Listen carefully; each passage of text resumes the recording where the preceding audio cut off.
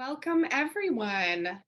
My name is Christine May, and I'm welcoming you today as an uninvited guest on the traditional, ancestral, and unceded territory of the Syilx Okanagan people. As curator here at the Kelowna Art Gallery and on behalf of the board of directors and staff, I'd like to respectfully acknowledge that we operate, gather, and benefit every day on the land of the Syilx Okanagan Nation. Tonight, we're pleased to have Grant Arnold here with us.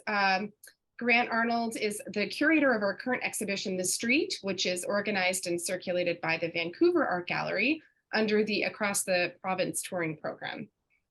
Before his recent retirement, Grant was the Audain curator of BC Art at the Vancouver Art Gallery, where he contributed to the gallery's exhibition and collecting program. And over the past 20 years, Grant has organized more than 40 exhibitions of historical, modern, and contemporary art and has contributed to countless publications. So thank you for joining us, Grant.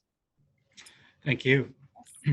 I'd also like to take a quick moment to acknowledge the support of our exhibition sponsor, Engel & Volker's Richard Deacon, for making the street possible.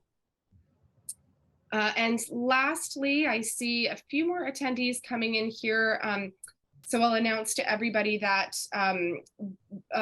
we'll save our questions till the end of the talk during a 15-minute Q&A period. And at that time, you can type your questions in to the chat bar and we will do our best to address all of them.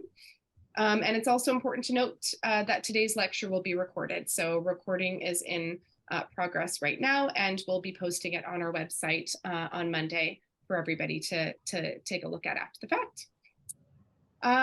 So I think we'll jump right into the street, and I'll start by sharing my screen here.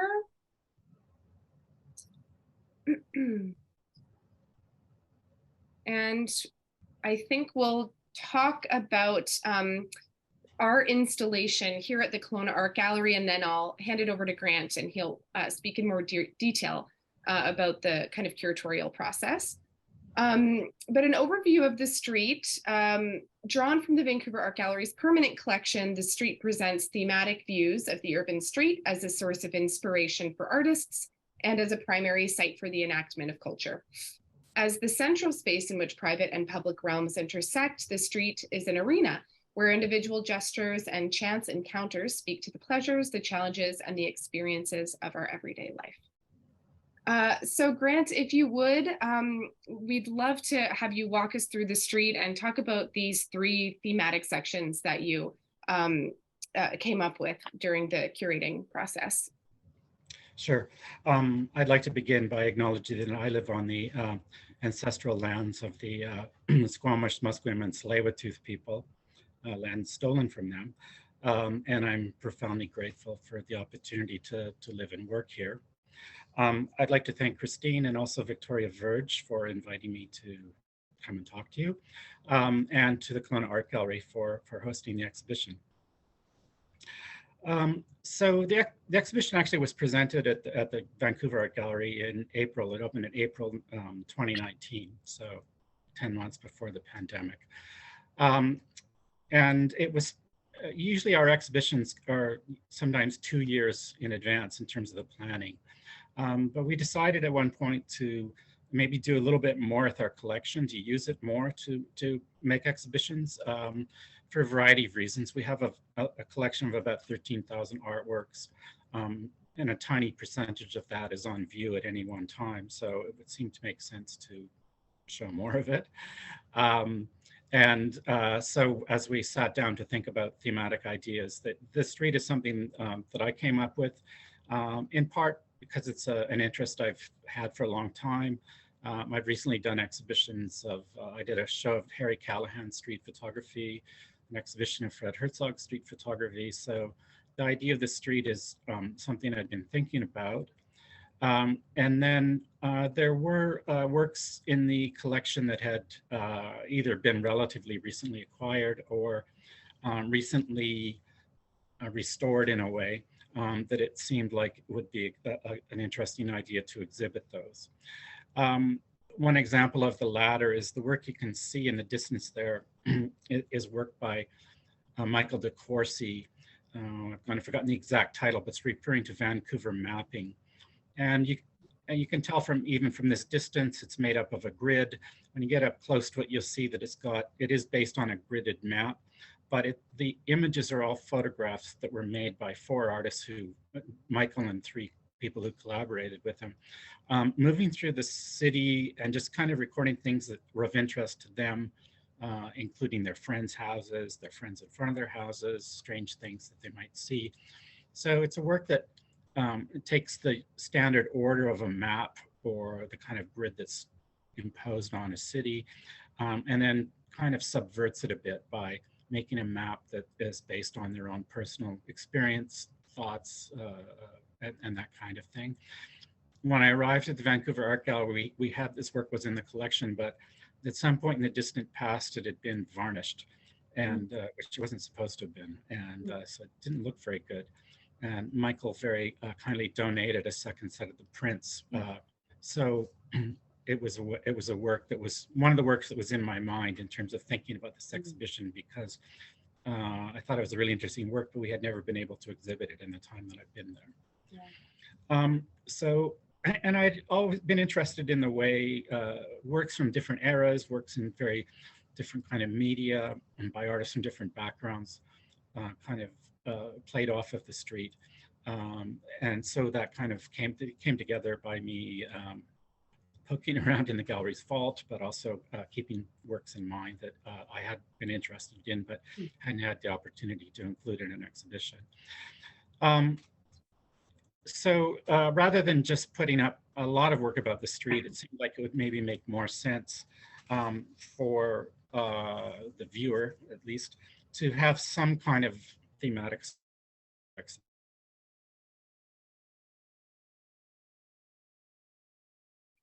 Oh, Grant, I think we've lost you there for a second. See if I can get him back here. More than one thematic section. And I always think it's interesting for the viewers to have their own response to images, the combination of artwork, so that kind of thing. So I didn't want to preclude that, but did want to give a little bit of a sense of structure to it.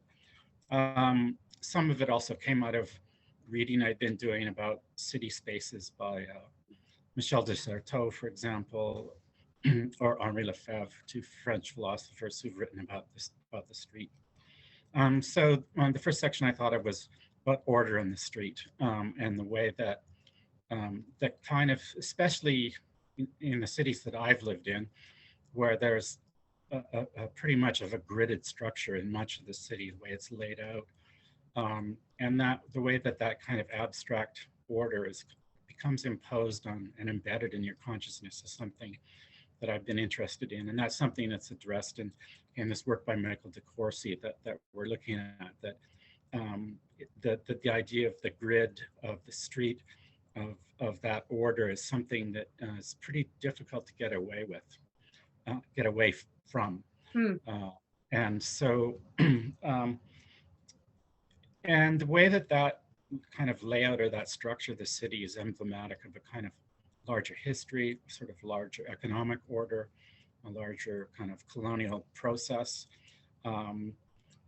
seemed to me a kind of interesting theme to deal with. And if we'll be talking maybe about some specific works a little bit later on, and I can talk about that a bit more. Sure. So do we want to go through the installation? Yes, let's see. This is kind of continuing on into section 2 here. Right. So again, you see the work by Michael de Courcy on the right. There's a work by Ken Lum, a painting that we're looking straight at, the kind of deep purple sort of work. It's a kind of work that could have fit in a number of different sections. It's actually the text on it is taken from an I Saw You ad in the in a local paper, which again sort of refers to, there's a kind of gridded structure in that paper. It refers a little bit to the kind of encounters we have in various types of public space.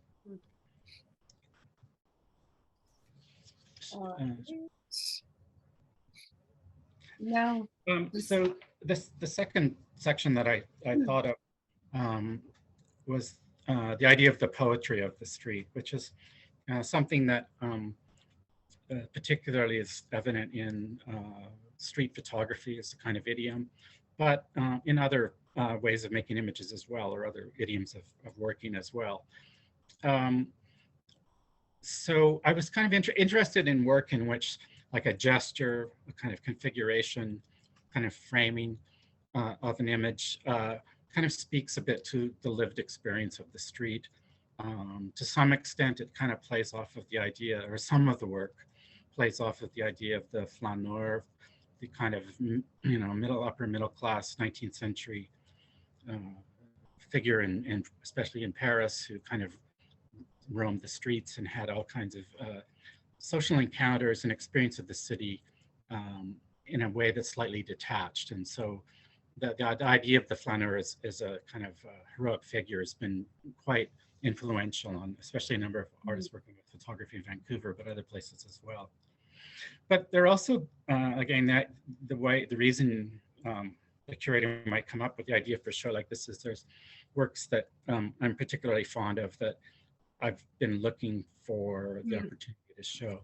So the image on the far left there, it's a little bit hard to make out here, but obviously you can see it more closely in the gallery, is a photograph by Lisette Model, a French photographer who worked kind of early to mid 20th century.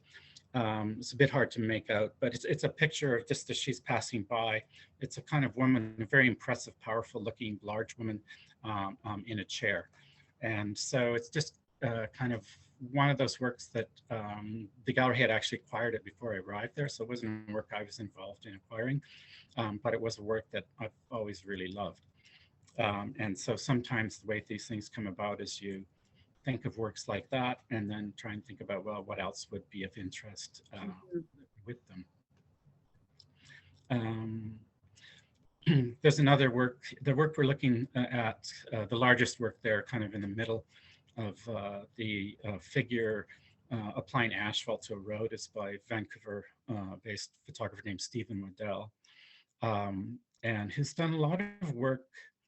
At the time he made this work, it was not posed or constructed. These were things that he kind of saw in passing. When you see this work in person, the kind of gesture of the man who's spreading the asphalt, the heat that's coming off the asphalt, so you can see bits of steam there, is really quite powerful. It's also actually a deliberate reference to a painting, late 19th century painting by Gustave Caillebotte, of men kind of stripping the finish off of a floor in a flat in Paris as they're kind of renovating it. So it has that quite interesting connection for me anyways to, the way modernist art was being developed and manifested in Europe at that time. You don't have to know that. It's just a kind of really powerful image on its own. And it was a work that came to the gallery when the gallery acquired a very large collection of photography from Andrew Gruft and Claudia Beck. And it was kind of in a large show there, but I wanted to kind of have it in a way that may focus a bit more attention on it. So that was part of the reason for including it. And again, it's actually just a really great photograph.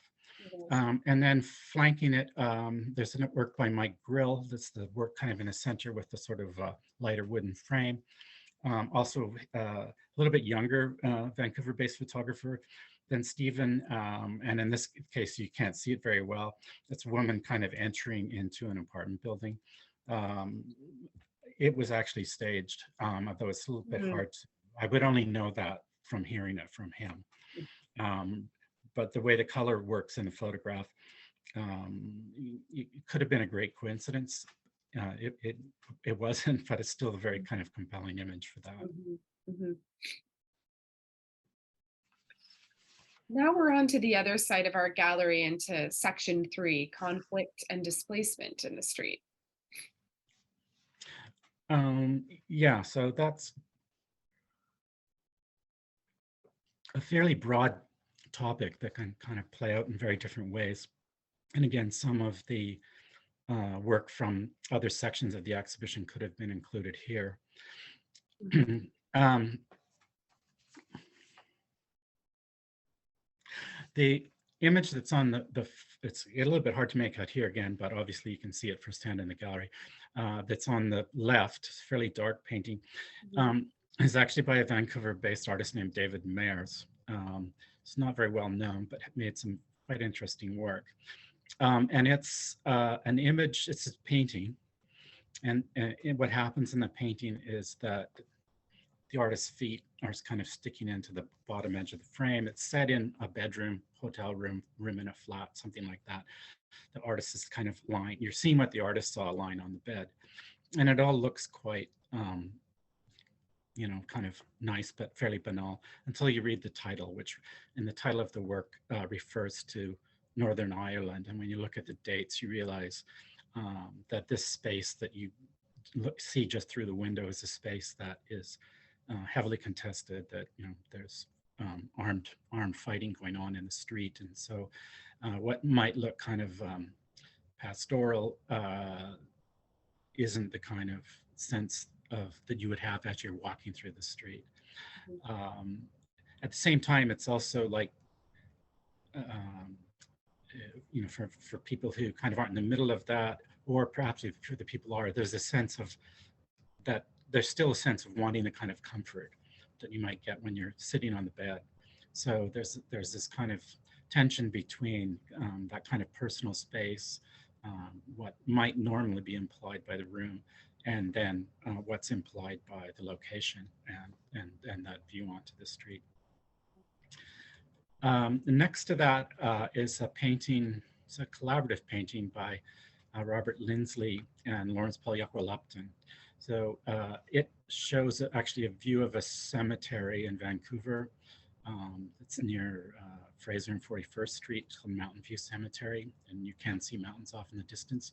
So Robert painted that landscape, and then he had Lawrence paint a figure into it.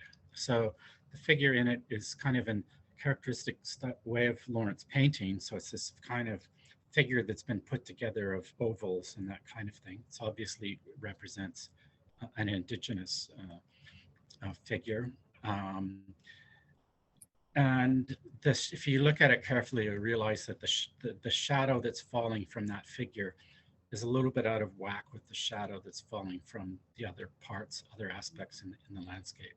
So it's pointing to, first of all, the kind of presence that would sort of be effaced, or I think the underlying thought of putting the cemetery there is kind of effaces or displaces or paves over a long-standing Indigenous presence. The figure, though, it has a bit of a sense of kind of resilience and persistence attached to it.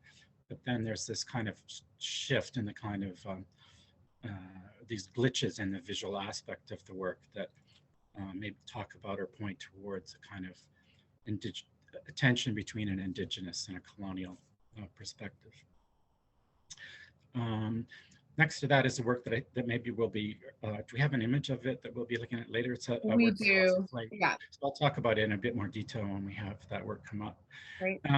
The image on the right-hand side is a panoramic photograph made by Larry Towell. Larry Towell's a Canadian photographer. He's the only Canadian to have ever been a member of the Magnum Photo Agency. The Magnum Photo Agency is a very prestigious photo agency that was founded by Robert Capa, among a number of other people, shortly after the Second World War. It's a cooperative photo agency, so part of the reason it was founded was so that the working conditions, but also the kind of credit and pay and that sort of thing would be better than what it was for most photo agencies. So the photographers would be a little bit better off. And to become a member of it, you have to be voted in by all the existing members. So it's a fairly important deal within the world of photojournalism.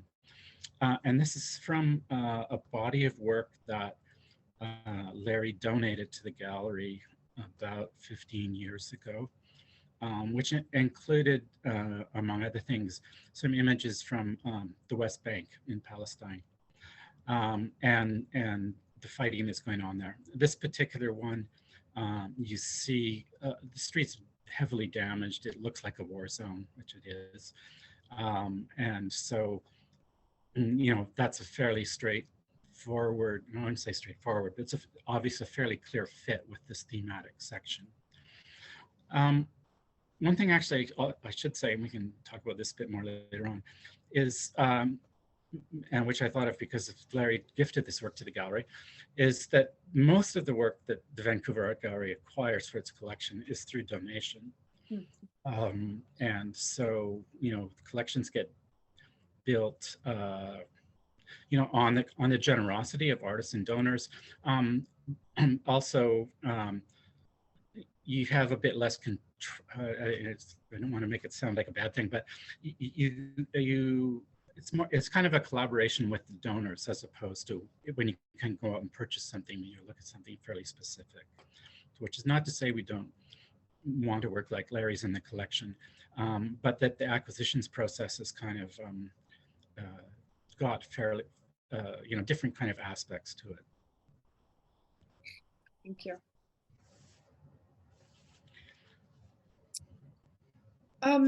Grant, you might not be totally familiar with our kind of layout in the corner here, but we have one projection you can't see and another projection here of the Vancouver riots in a screening room, if you want to talk about those works.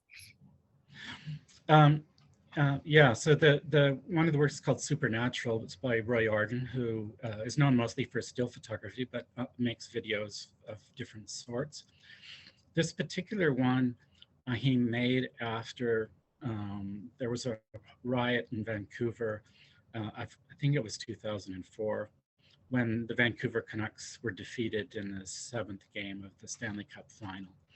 And people had been gathering downtown kind of as the playoffs progressed, and then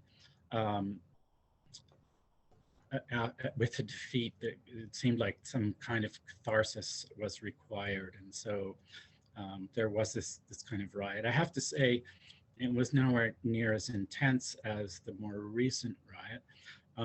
After this one, I'd been listening to the radio, which made it sound like downtown Vancouver was a sort of war zone. And when I walked into the work at the gallery, there were some broken windows, but it wasn't that bad. And so the Roy's video is composed of work that he recorded off the television. So it's not video that he shot himself. It was taken off the media. So it's taken from this public source. It's a really kind of interesting video to look at in a variety of reasons. And Dieter Rolstrata, who included this work, he's a Belgian curator who actually is currently working in Chicago, wrote about this work in an exhibition he did of Roy's work, and talked about at some point, God forbid, it kind of made you sympathize with the police because the riot seemed so kind of stupid in a way.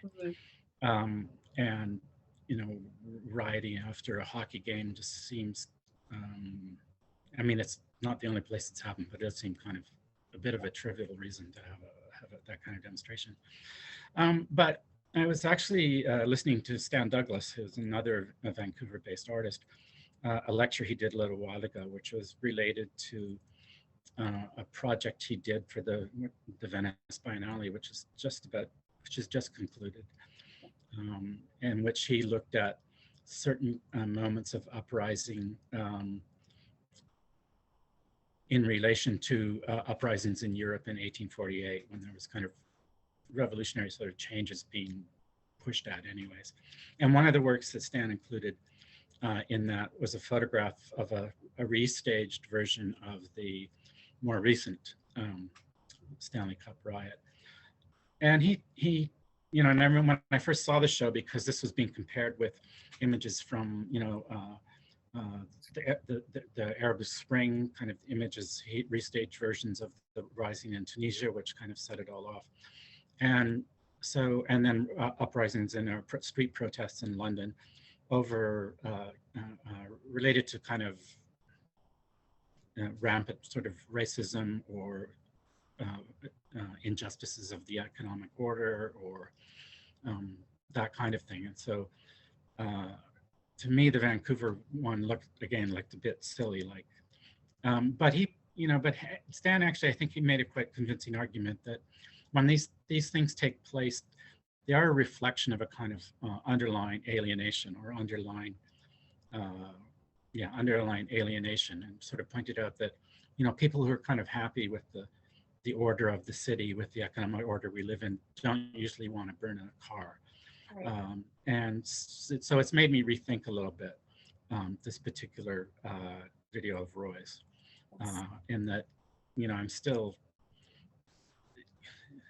it's still, in some ways, it feels like something that should be kind of more focused in terms of the kind of people's responses. But, it is in a lot of ways indicative of these kind of underlying tensions that become visible in the street, and certainly one of the thematics that I hope the exhibition would deal with.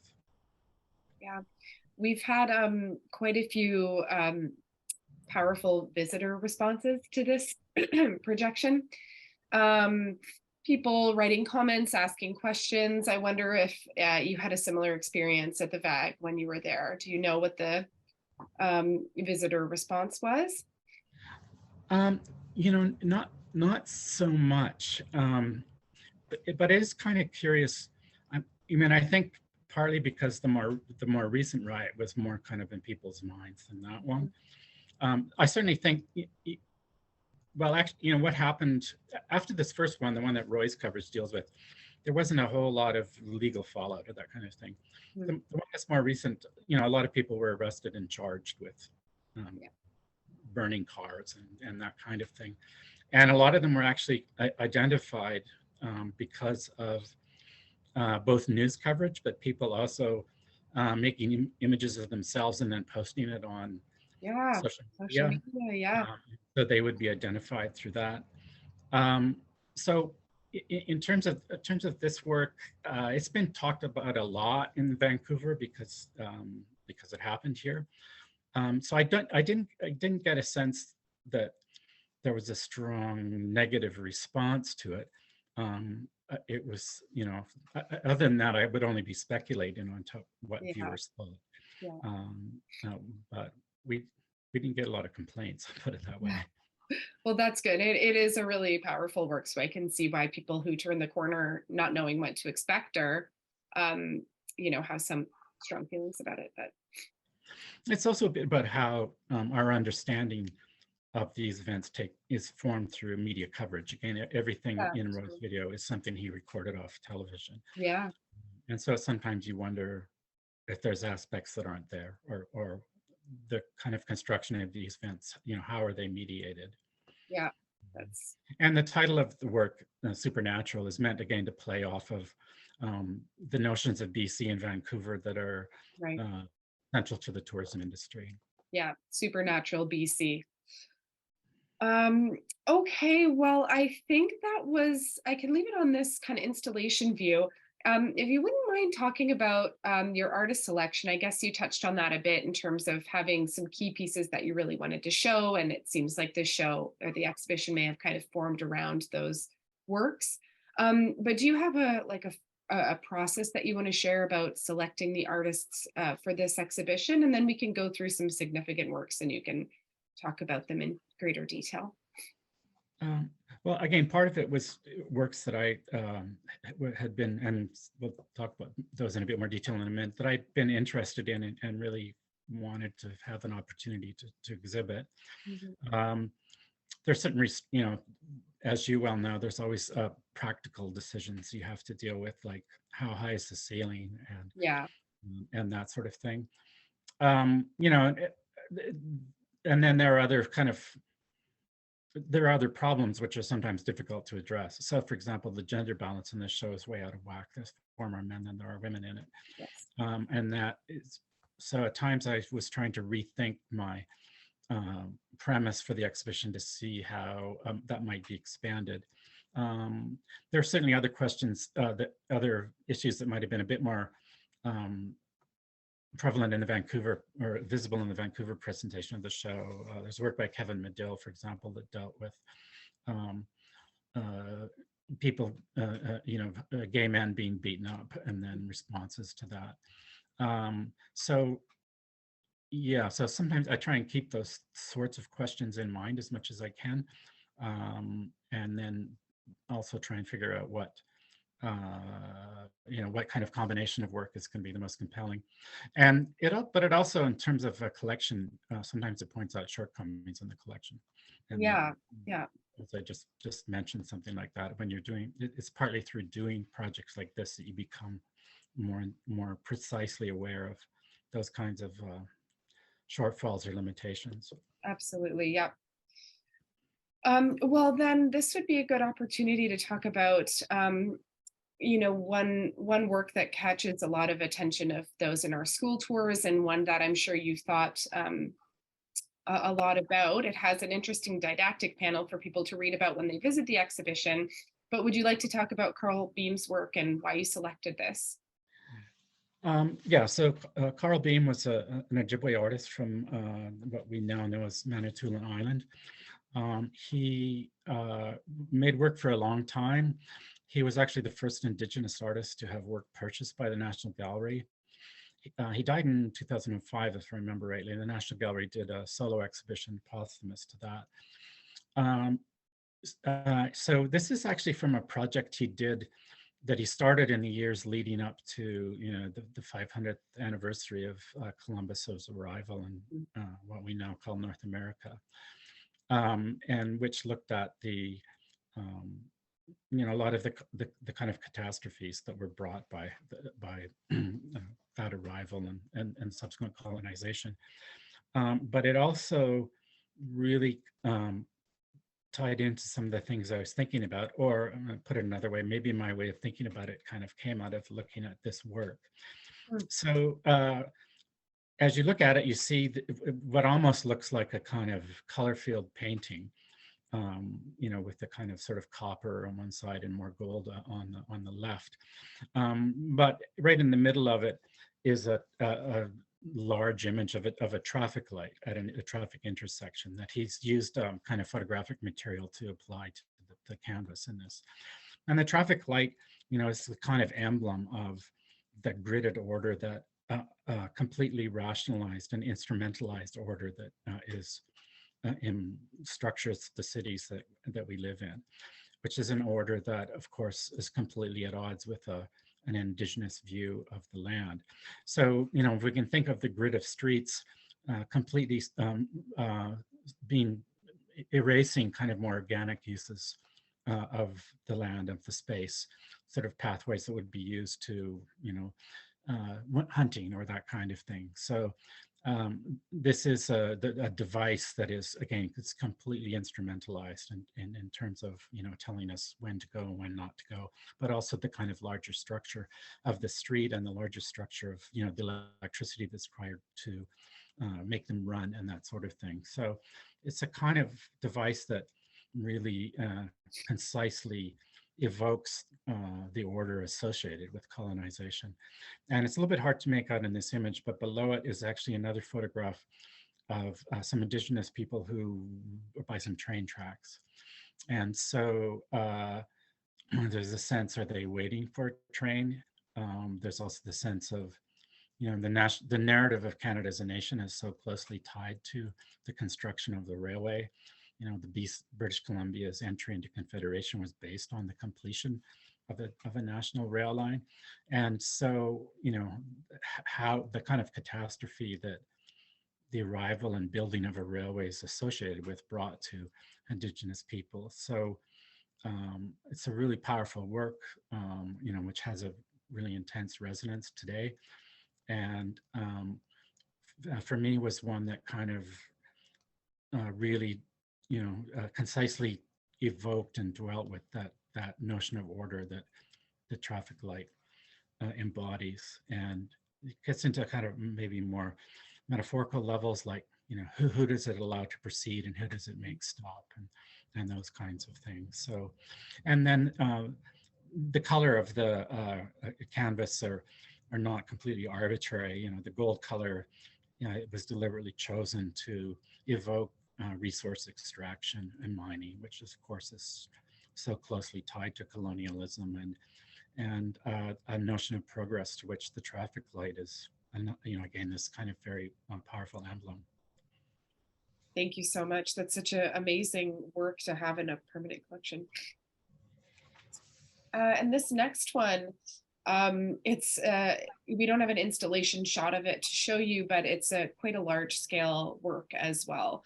That's sitting kind of on its own on a wall, and I notice a lot of people stopping in front of this work. So if you want to tell us a little bit more about it, that would be great. Sure. So as you can see, this is work by Philip Lorca de Corsier, who's an American photographer who's become very well known sort of over the last 30 years or so, and has made a lot of work that uses photographic imagery, but kind of also unsettles it or makes you aware of the way that kind of technology mediates images and how we understand them. But this is from a project he did called Hustlers. And at the time that he made it, what are referred to as the culture wars were kind of particularly intense in the United States. The National Endowment of the Arts, which is kind of their version of the Canada Council, actually stopped funding individual artists. And I think one of the moments that this coalesced in was when, if I remember rightly, it was the Cleveland Art Museum was charged with obscenity for exhibiting Robert Mapplethorpe photographs. And so politically, the right put a lot of pressure on the NEA to say that they didn't want them to fund that kind of work or anything that could be seen as sort of lurid. You know, of course, that whole question of what that is interesting, and a number of artists kind of responded in protest or did things that were attempted as a kind of way of challenging that status.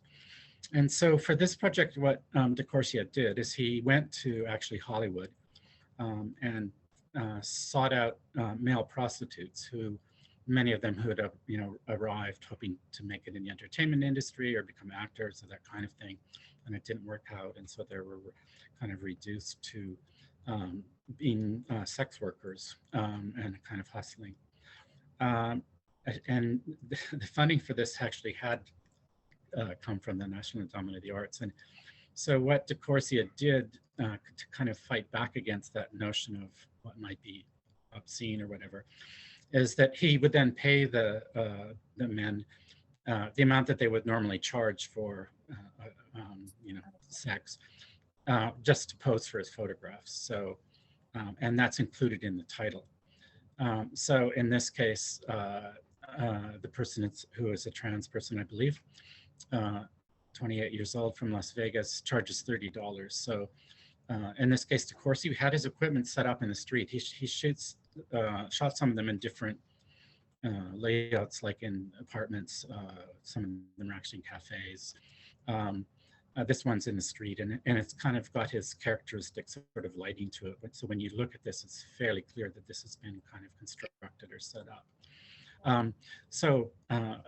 There is this kind of sort of underlying aspect of this work that's about him spending that money to hire a male prostitute, but he's hiring the prostitute to pose and to tell him some of their story, which is condensed in the title of the work. So all of the works in the series have the name of the person, the age, where they're from, and the amount of money that they would normally pay for whatever, oral sex or whatever, get paid for that.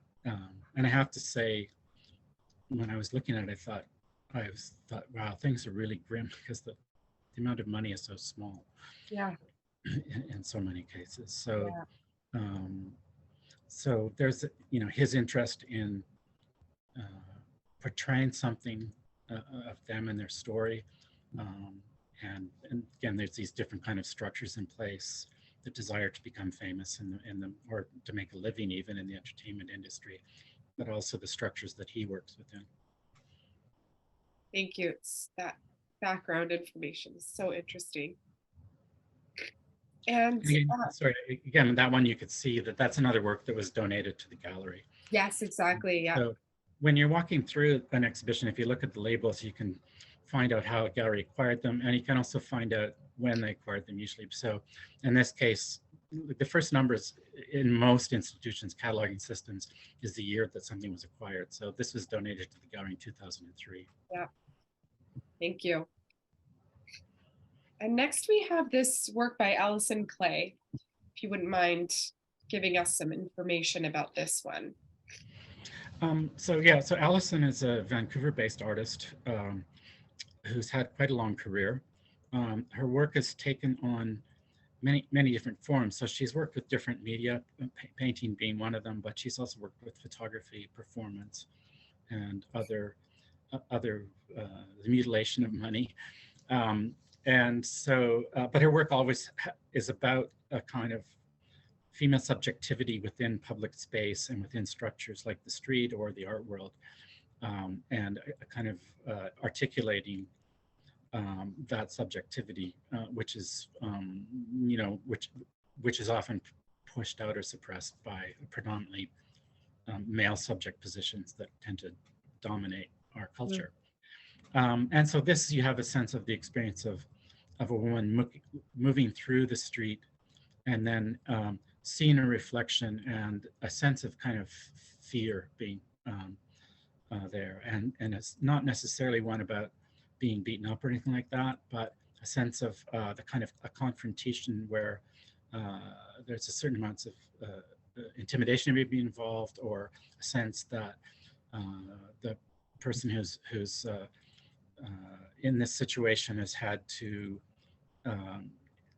function in an environment which is very much kind of has patriarchy inscribed within it.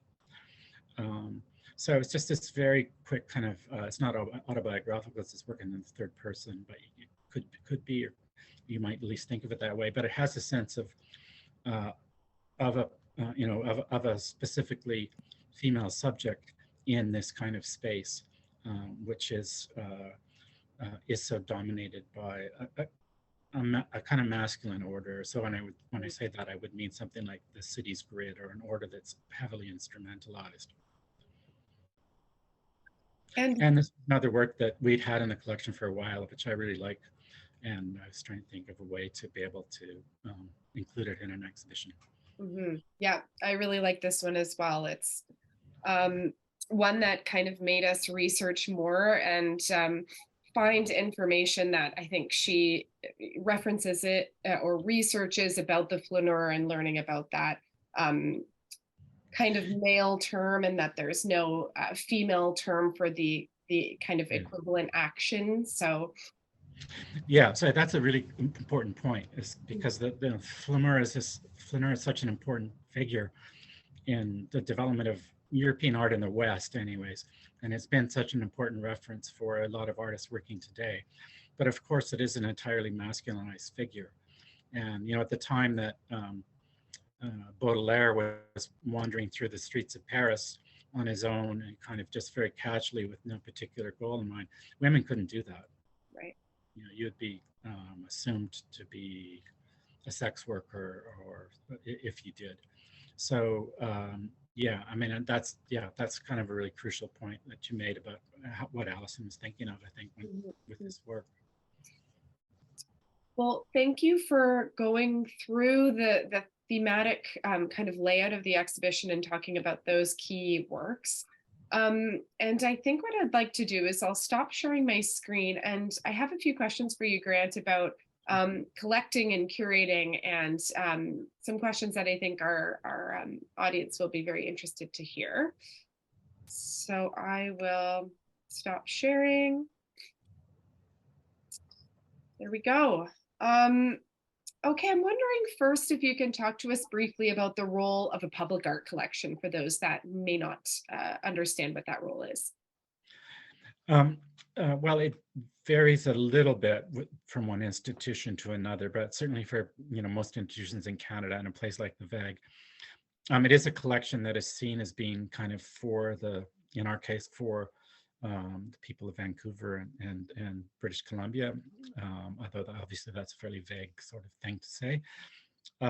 So in a way, it's meant to represent the activity of artists, and both artists working in the area where the gallery is, but also works in which they may have been in dialogue with, or works that may have been interest to collectors.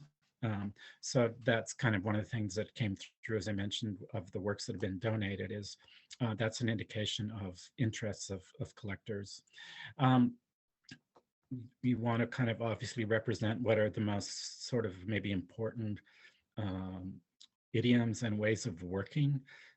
Again, both in terms of artists in the local community, although many of those often have a much wider presence, but interests kind of global in a way. So the VAG often thinks of the collection as being an activity that's partly about situating the local within the global. So looking at contemporary activity or historical activity and what kind of connections it might have, either by kind of kind of reflecting concerns that are more widely held, or yeah, or just working within particular kinds of contexts. So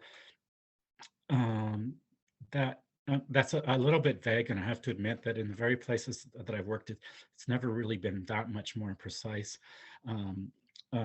But certainly, that's, I guess, would be the main description of the collection, that also would be a description of the exhibition program, that it's intended to kind of situate the local within the global. Right. There are, of course, all kinds of shortcomings and problems. Some of that being, again, related to the idea that much of the work that the main way that the gallery acquires work is through donation. And I have to say that, we actually turn down a lot more works that are offered than we accept. People might think that accepting a donation is kind of free. It's not. There's actually a huge amount of work and expense that goes into acquiring work. The VAG is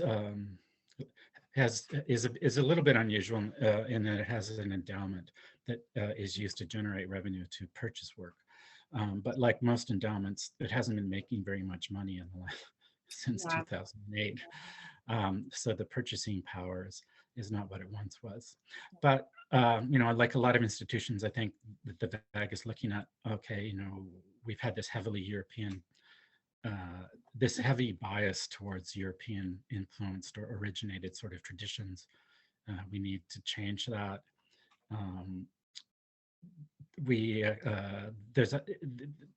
Ideally, a curator will get to do like a lot more research, a lot of research on objects that enter the collection. Practically speaking, that doesn't actually happen that much. And it kind of really became, for example, important. I did a show a while ago that focused on Emily Carr, but also her female contemporaries. And so we have some baskets that were done by Indigenous basket makers. Someone collected them in around 1920, and then they stayed in the family for a long time. Then they came to the gallery about 4 years ago. Okay. And it may be that it's impossible to identify the maker. Probably it is, because that name wasn't kind of recorded when the works were acquired. And but nonetheless, this is the kind of thing you would like to have a lot more time to research, and practically speaking, that doesn't happen when it should. Yeah. And that's true of other works. There's photographs that were donated to us, some from the collection of Claudia Beckenow-Gruft, that I've had scholars write to me and say, well, actually, that photograph isn't by who you think it is, it's by somebody else. And this would be a historical photographer, commercial photographer, as opposed to someone who self-consciously made art. And so sometimes it's a bit embarrassing when that happens. So ideally, it would be great to have a little bit more time to research these things. Of course, I hear that for sure. But that does give a good kind of overview of the role of a public art collection and how we acquire works. So speaking of acquisitions, are you able to discuss the process of collecting in relation to the ownership of Indigenous art in a settler collection. Sure, you've dealt with that at the VAG. Yeah, I mean, that's obviously a huge question. And it's not particularly difficult in terms of acquiring contemporary work or modern work. And that's become a real priority that the gallery has identified as Indigenous artists are really underrepresented in the collection. And we need to provide work in which Indigenous audiences can more evidently see themselves. So, much of the contemporary work requires made specifically to appear in an art museum. Sometimes there are interesting conditions attached to them. Years ago in the mid-90s, we acquired these sort of briefcases by Teresa Marshall that were made out of hide. Actually, was the time when the Nisga'a Treaty was being negotiated, and so these are meant to be a sense that these are briefcases that the Nisga'a negotiators would carry into meetings, but they're also drums. And so sometimes when they were exhibited, Teresa would come in and play them. So that doesn't happen that often in museums. So it's important to be. The historical work is a bit more complicated because there are works that maybe weren't intended to be seen publicly. That's one thing. There are works that may have been stolen originally. So the question of provenance comes in there. I think kind of maybe one of the questions that is a bit more in the forefront is when we acquire things, is it okay for these things to be on public view? Because some things were never intended that. Some things were intended only for private ceremonies. Yeah. And that kind of thing. So that's another issue that comes into that. It's also when we look at certain kinds of huge gaps in the collection, like we only have. I have to stop saying we. But anyway, there are only Charles Edenshaw, who's like a crucial figure in Haida art. He worked at in the late 19th into the 20th centuries, is just a really crucial figure who's been an important inspiration for people like Bill Reed and Robert Davidson. There's not that many things that kind of come onto the market. So in terms of being able to acquire those things, you have to. They require a search, and it might be a long search. Yeah. So there's so there's those kind of many questions that figure into it, but it is a crucial, again, it's one of the kind of biggest problems that a number of museums, the VAG's not on its own that way, absolutely, has been forcefully brought to our attention recently. Yes. Well, Grant, I think we'll shift gears here and start talking about curating specifically.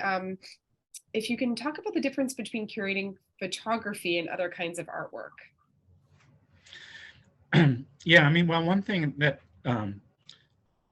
that I, when talking about photography in museum settings, I like to point out is that photography exhibitions were relatively rare in public art museums in the 1980s, and photography was actually not collected that much.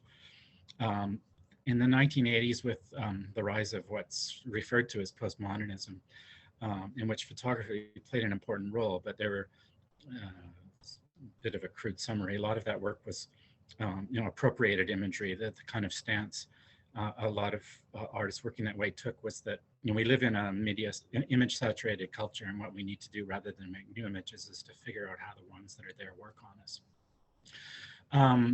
But that of course has changed and is evident from this exhibition and lots of others. Photography is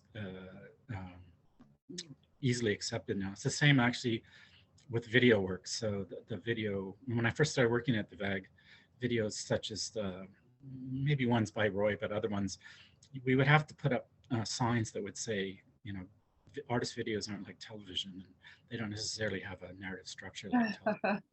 Yeah. That's not, I mean, I think people are so used to making videos with their phones that no, that's not an issue at all anymore. Yeah. But, the thing that is odd about photography in particular is that a lot of photographs were not made specifically with the idea of an art context, intention of the photographer.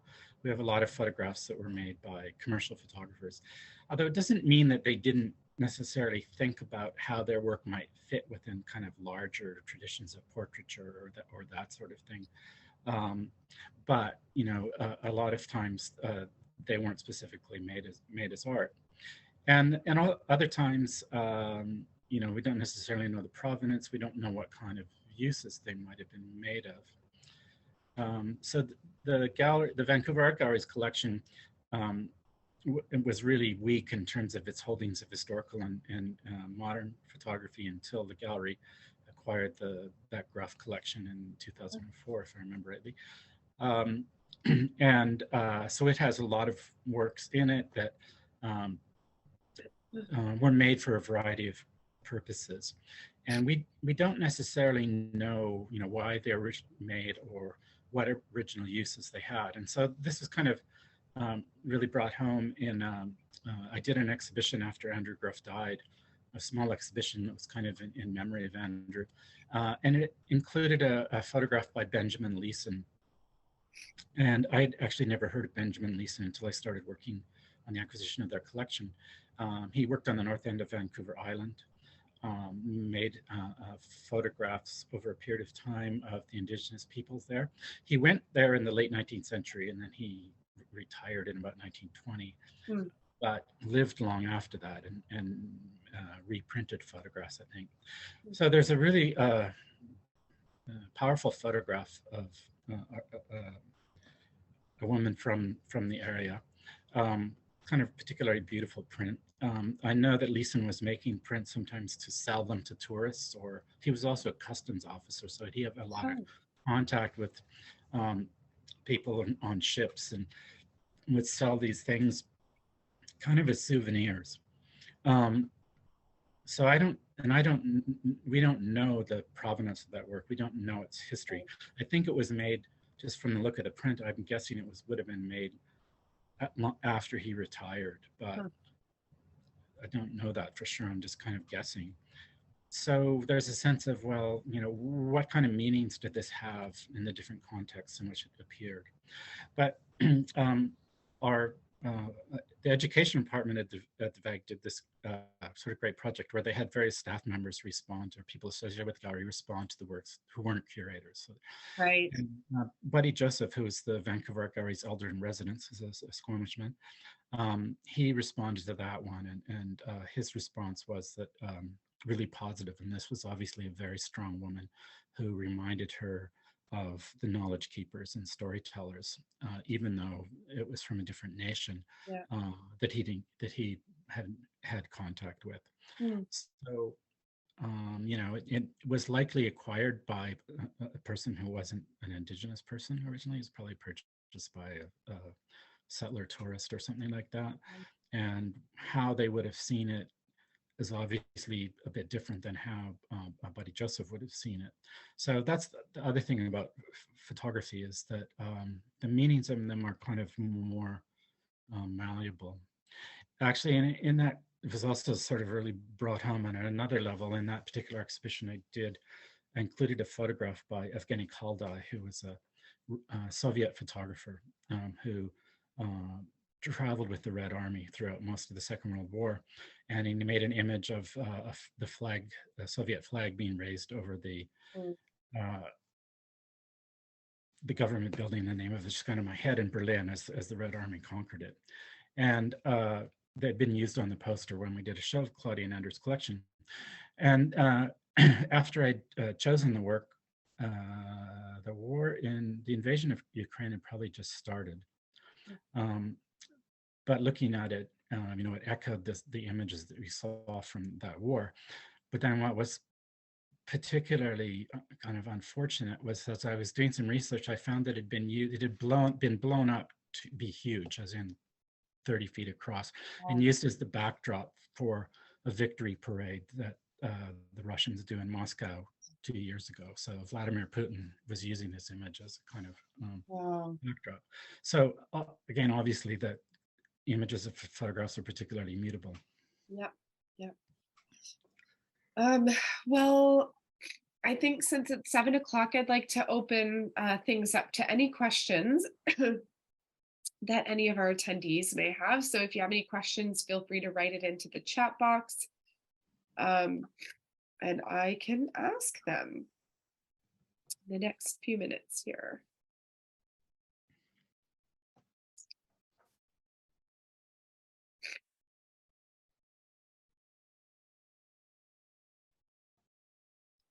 And Grant, do you want to tell us about any exciting projects that you are currently working on, or are these secrets? No, I'll be doing a couple of exhibitions as a guest curator for the Vancouver Art Gallery. One of them will be an exhibition of posters by Lawrence Weiner. So Lawrence Weiner was one of the founders of conceptual art. He died he died last year, late last year, and his posters weren't advertisements for a show. He used his posters as works of art. And Lawrence worked primarily with language, so that there would be texts on the posters that would be interesting and perplexing and engaging. And the gallery has the archive of his posters, so we'll be doing a show of that sometime in 2024, and then hopefully a retrospective exhibition of Roy Kayuka, who was a very important Canadian artist of Japanese descent, who was really important in Vancouver, but also taught in a number of other places across Canada, and went from being an incredibly good and very accomplished painter, and then walking away from painting to work with photography and poetry at a certain point in his life. We'll be keeping our eyes peeled for those projects. Thank you so much. Well, I think that's all, unless anybody has any final questions. Otherwise, Grant, I'd like to thank you so much for joining us. It was so valuable to have you kind of walk us through the exhibition and speak to some of those specific works and talk to us about your kind of collecting and curating process in general. So thank you very much for joining us. Thank you. I hope that made sense. Yeah. A reminder that we will post this online next week. So you're free to review anything that happened here tonight on our YouTube. So thanks again, everybody. Have a great evening. Thanks. Thanks. Bye.